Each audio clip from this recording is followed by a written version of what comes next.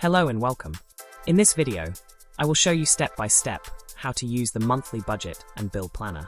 No Excel experience is needed. Please follow along slowly. First, double-click the Excel file you downloaded to open it. At the top of the sheet, click the month and choose the month you want. Next, select the year. Go to the income section.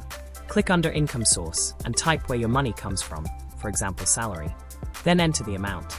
Repeat this for other income. Scroll to the Bills section. Under Bill Name, type the name, for example rent. Enter the due date, then the amount. In Status, choose Paid or Unpaid. Now go to the Expenses section. Choose a category, for example groceries, and enter the amount. Add one expense per row. Your totals are calculated automatically. You do not need to add formulas. Click the Dashboard tab at the bottom. Here you can see charts showing how your money is spent. When finished, save the file. You can reuse this template every month. This planner helps you control your money easily. Thank you for watching.